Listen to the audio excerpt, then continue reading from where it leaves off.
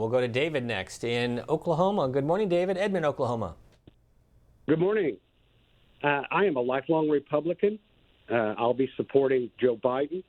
And I honestly believe that I would cast a vote for Charles Manson before I would cast a vote for Donald Trump. That's pretty strong, David. And my logic behind that statement is this.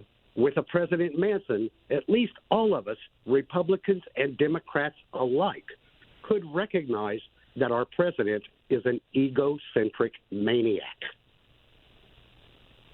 David, thank you, from Oklahoma. By the way, the Trump campaign with a new ad focused on Biden and his connections or comments on China. Let's watch. Ready to go? This is a crisis. This is no time for Donald Trump's record of hysterical xenophobia. Biden's son inked a $1 billion deal with a subsidiary of the Bank of China. China is going to eat our lunch? Come on, man. They're not bad folks. Since the outbreak, the Communist Party has been mobilizing overseas organizations to buy local supplies and send them to China. It is in our self-interest that China continue to prosper. What a beautiful history we wrote together. Banning all travel will not stop it. The president is right. That travel restriction on China, as every public health official we've talked to said, bought the country time. That was a very smart move right there. Hysterical xenophobia. Dear mine. Xenophobia. I complimented him on dealing with China. I'm not going nuts. That ad from the Trump campaign taking aim at former Vice President Joe Biden, and a look at the unemployment claims courtesy of CNBC. Now more than 30 million Americans out of work as a result of COVID-19. As you can see from this chart, the unemployment rate steady for the last decade and then shooting up significantly just in the last month and a half to 2 months. Michael from Dingham's Ferry, Pennsylvania, good morning. Thanks for waiting. Good morning. Thank you for taking my call, and thank you for C-SPAN. I'm going to be voting for Joe Biden. Obviously, people thought that Trump was a businessman. Well, folks, look at Atlantic City casinos. What casino do you know can go bankrupt? Not once, but several casinos at the same time. Okay, Trump is the typical con man. All right, I'm going to, put my name on this. Something goes wrong. I had nothing to do with it. Trump College. Did anybody remember this? Trump Air. It failed. Folks, one failure after another. Oh, I got the bankruptcy rules down pat, so I know how to use them. Is that a businessman or is that a con artist? And for all these people that are Trump supporters, he just told you to drink bleach and Lysol. Did anybody hear that?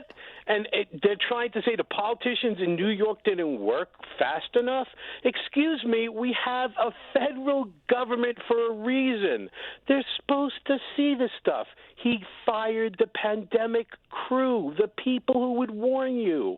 What else do people know? Do you need a sign from God? I mean, this is ridiculous. Michael, thank you. And this is from Liz in North Carolina. A text message: I support Biden because he did a great job as vice president. Trump has done a poor job and he has no character. 538.com looking at this election, and the headline: how does Biden stack up to the past Democratic nominees? Depending on who you listen to, you might hear one of two very different narratives about former Vice President Joe Biden. One says he is a strong candidate. He leads President Trump in most early polls. His folksy demeanor will win back working-class white voters, and he's moderate enough to attract ex-Republicans in the suburbs. The other says he's a weak one, a gaffe-prone. His fundraising has been anemic, and he's been absent from the public eye during this coronavirus pandemic. Even if Biden starts the general election on the weaker side, there's plenty of time for that to change, and history will ultimately judge him for one thing: whether he's able to beat Trump in November. Let's go to Tom in Newark, Ohio. Good morning. Republican line. Oh, good morning. Thanks for taking my call. Listen, I want to urge all Americans, never vote for bribable Joe Biden. His whole family owes China right now 1.5 billion favors. He will help China fulfill their mission statement of world domination. He is also in the early stages of dementia right now, and apparently he takes messages on his record player. I'm voting for Donald J. Trump. Thank you. John is next from Pounding Hill, Virginia. Independent line, good morning. Yes, hello. I will be voting for Trump also, but what gets me when listening to your callers, and I can understand the Democrats not liking Trump for one reason or the other. I can even understand they vote for, I've heard, I'll vote for a hyena before I vote for Donald Trump. But I'm kind of amazed at how then they have to rationalize and try to defend Joe Biden. Joe Biden has so many problems. Let's talk about Ukraine. That'll come up in the election. Forget the girl and all her claims, whether it's true or not. That obviously doesn't disqualify anybody. Why don't you show the clip where Biden was defending China and how they're no competition? So, yes, I can understand that you don't like Trump. He does have problems, but he's still a good leader. But don't rationalize it in your mind and try to defend Biden. Thank you. John, thank you. We'll go to Tim next, joining us from California, Republican line. Good morning, Tim. Tim Callum Carrion for U.S. President, TIM space KALEM KARIAN. TIM space KALEM KARIAN. We'll go to Mike in Susquehanna, Pennsylvania. Good morning, Mike. Good morning, and thank you for your show. Sure. There are many things to criticize with Trump. But the main thing, sticking point to me, and what disqualifies him on its face, is when he made the statement that my button is bigger than yours to Kim Jong-un in North Korea. To joke about or jest or even have that in part of your language, talking about nuclear weapons. And when I look at the opportunity wasted in the last 4 years with de-escalation, we don't even have a SALT treaty. It's outrageous. That it's just on his face of all the things that he is failed at. Mm-hmm. And look, I'm 70 years old. I know what a good economy is. I grew up in a good economy. This economy, fake.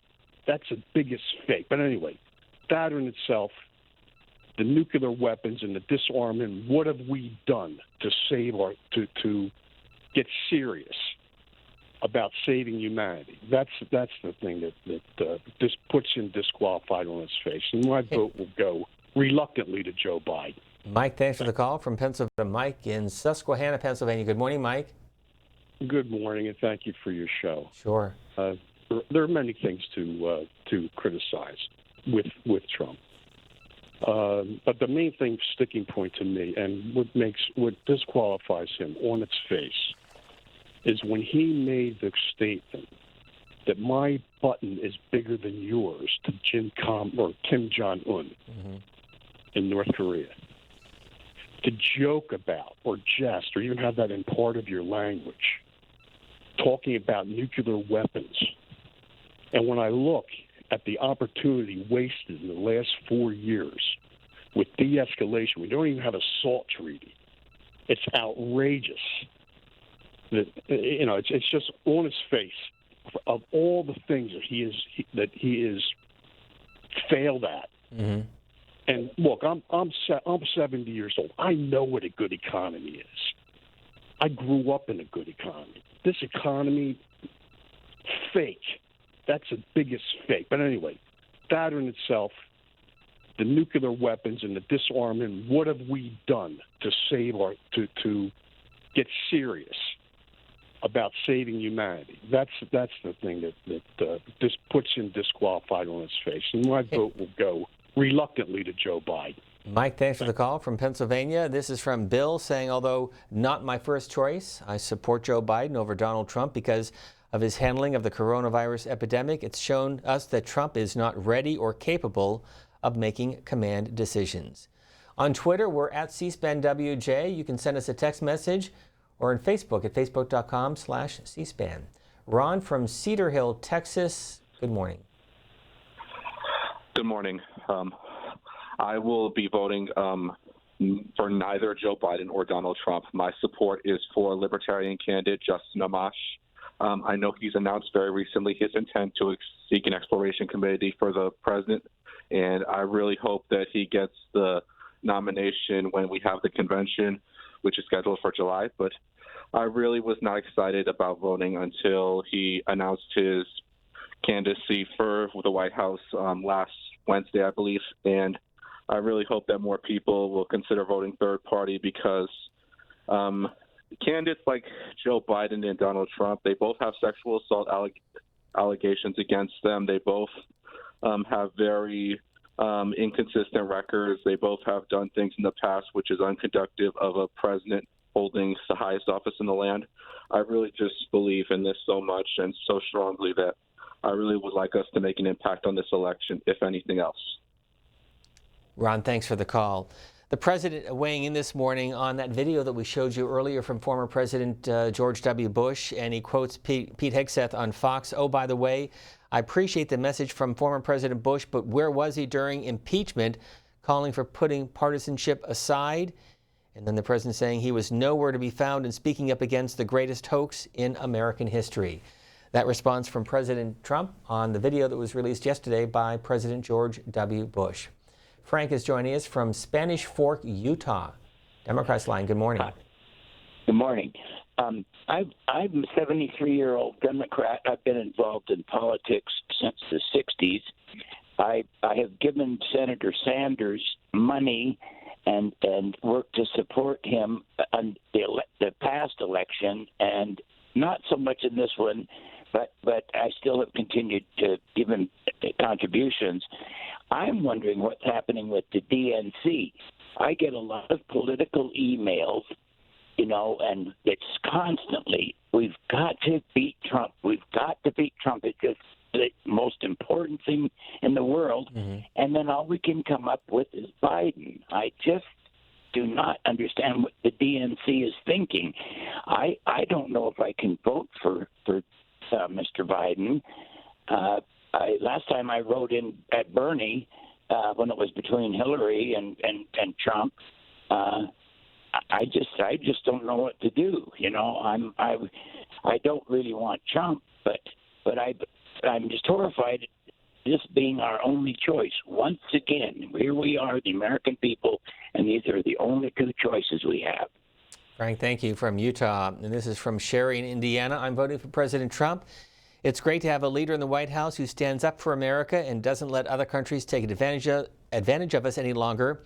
He isn't the best public speaker, but he has our best interests at heart and is not afraid to think outside the box. Rosa is next from San Antonio, Texas. Good morning. Good morning. Thank you for taking my call. Sure. And I was watching all the briefings in entirety from the White House, and I heard Trump when he said to the scientist, can you inject UV light? Not bleach, not Lysol. And when I saw it in the local news, I was flabbergasted to hear the representatives say that he said to inject bleach. Well, he did say that too. And that was false.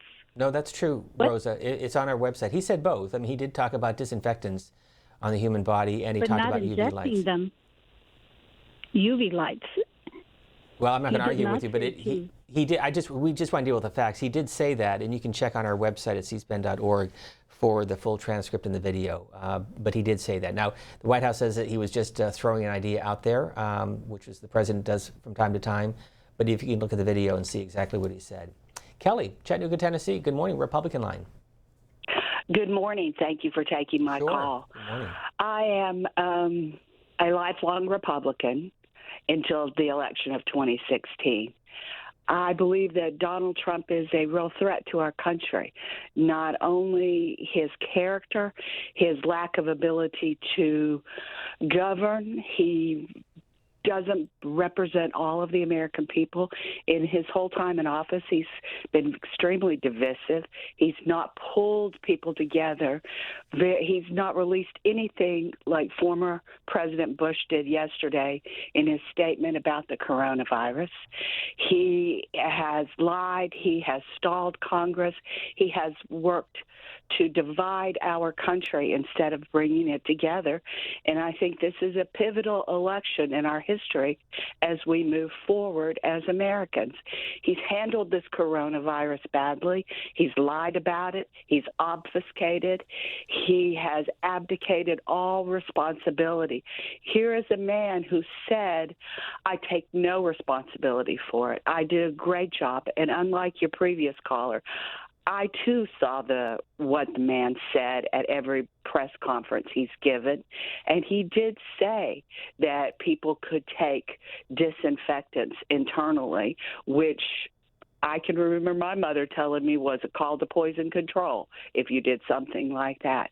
But his lack of care and empathy for anybody who has died during this pandemic has been tremendous. All he's talked about is me, me, me, me, Donald Trump, Donald Trump.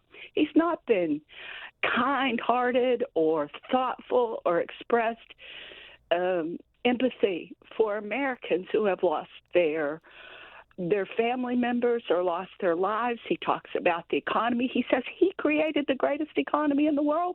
It was absolutely economy on false cards. It was already self-correcting because it was overheated before the pandemic even hit.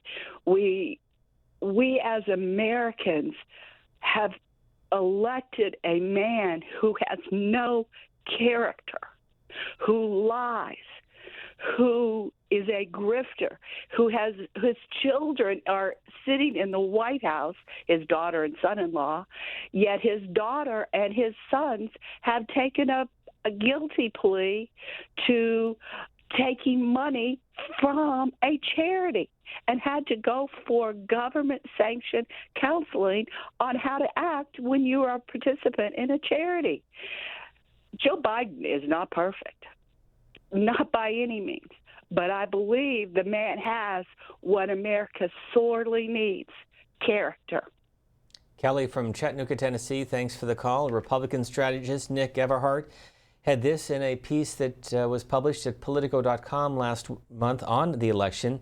Historically, it is important for the president to be competitive in battleground states, not just for his own race, but to enable an environment that is strong enough for statewide and down ballot candidates to have the footing they need to run successful campaigns.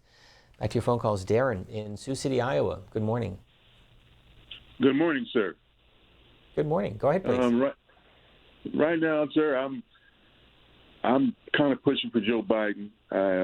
Right now, people are dying, and it's just hard for people. I don't understand how people can call here and talk to you and say they want to vote for Trump, and people are dying. And we need somebody that needs to run the country and help everybody, not just certain people. And once again, Joe's not perfect. I'm worried about his age, but I take him over Trump and the stuff that he's doing. People are dying, and we need to fix this. And he hasn't showed us anything to fix anything. So right now, I'm pushing for Joe Biden. And thank you. Darren, thanks. We'll go to James next in Akron, Ohio. Good morning, James. Yes. Couple things. Firstly, there was a lady about 7 or 8 calls back, and the guy's name was O'Toole that wrote in the Ireland newspaper that they used to envy the United States, and now they pity the United States because of Donald Trump. But my whole thing is this. I look at everything that Donald Trump has done, and I voted Democrat and Republican. I probably should be more of an independent, but I'm a Democrat, I believe, but because I lean that way. But I look at everything that Donald Trump has done. I've never saw a president in my life, I'm 72 years old, that lie on everything.